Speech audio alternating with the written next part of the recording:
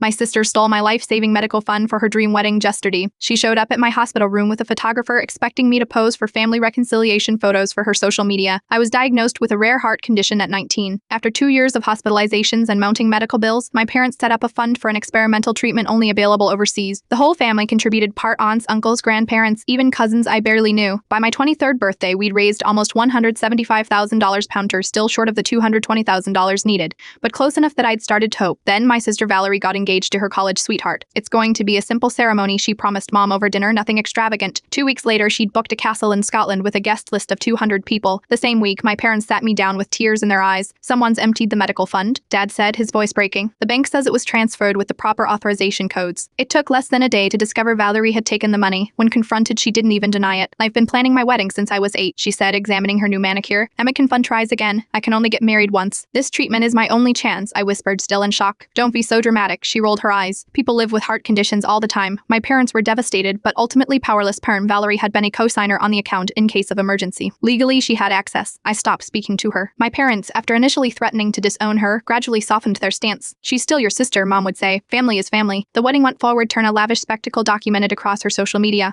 I wasn't invited, my condition worsened, and I started a new fundraiser, but progress was slow. Friends and family who had already donated were hesitant to contribute again after what happened. 6 months later, I was admitted to the hospital after a major episode. My treatment window was closing. That's when Valerie walked into my hospital room yesterday, professional photographer in tow, wearing a concerned expression that disappeared whenever the camera lowered. I've missed you so much, she exclaimed loudly, positioning herself beside my bed. The photographer circled, capturing her touching my hand, adjusting my blanket, wiping away tears that hadn't fallen. What are you doing? I asked, too weak to shout. I am showing everyone that family comes first, she whispered. The photographers from Essence magazine. They're doing a feature on sisterhood and reconciliation. It'll be great exposure.